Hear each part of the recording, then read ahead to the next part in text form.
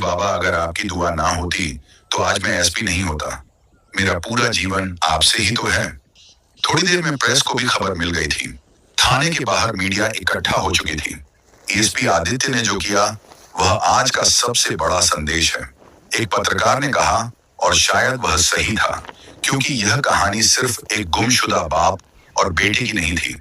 यह कहानी थी हर उस इंसान की जिसे दुनिया ने भुला दिया, लेकिन किस्मत ने नहीं।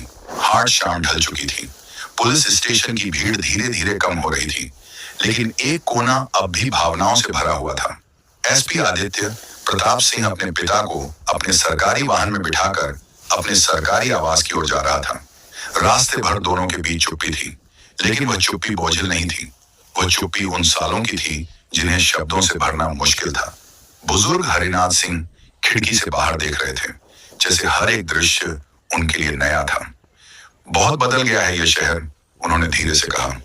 शहर बदला है बाबा, पर आपका बेटा अब भी वही है जो आखिरी बार स्टेशन पर आपके गले लगकर रोया था, आदित्य ने गाड़ी चलाते हुए कहा। घर पहुंचने पर आदित्य की पत्नी सीमा दरवाजे पर खड़ी थी। वह समझ नहीं पा रही थी कि एसपी साहब इतने भावुक क्यों हैं और साथ में कौन है। सीमा, मिलो, ये मेरे पिताजी हैं। सीमा चौंक गई। आपके, लेकिन आपने तो कहा था। हाँ, मैंने भी यही समझा था कि वह नहीं रहे, लेकिन किस्मत ने आज मुझे फिर से उनका बेटा बना दिया। सीमा ने तुरंत उनके पैर छुए और उन्हें आदरपूर्वक अंदर ले गई। रात का खाना दोनों ने साथ खाया।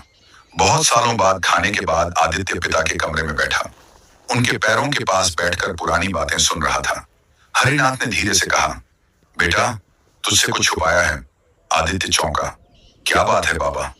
तू जब अनाथालय पहुंचा था, मैं तुझे ढूंढने निकला था, लेकिन मैं अकेला नहीं था। तेरी माँ भी थी मेरे साथ। आदित्य के चेहरे से रंग उड़ गया। माँ? हाँ बेटा, वो जिंदा थी, लेकिन हादसे के बाद मानसिक रूप से बहुत कमजोर हो गई थी, और जब तू नहीं मिला वो टूट गई। मैंने उसे एक सेवा संस्थान में भर्ती करा दिया, जहां उसका इलाज हो सके। तो क्या वह अब भी वही है? अब तक मैं हर महीने जाकर मिलता था, पर पिछले महीने मेरी जेब कट गई, दवाई के पैसे भी चले गए। तभी शिकायत दर्ज कराने गया था। एएसपी आदित्य खड़ा हो गया। मैं अभी चलूंगा बाबा, माँ को लेकर आऊंगा। मैं अब कोई अधूरा रिश्ता नहीं छोड़ना चाहता। बुजुर्ग की आंखों से आंसू निकल पड़े। आज तू वाकई बड़ा अफसर ही नहीं, बड़ा बेटा भी बन गया है। कुछ घंटों बाद एसपी की गाड़ी शहर के एक सेवा आश्रम में रुकी। वहां एक कोने में एक बुजुर्ग महिला बैठी थी। सफेद बाल, शांत चेहरा, खोई हुई सी निगाहें। एसपी धीरे धीरे उनके पास गया।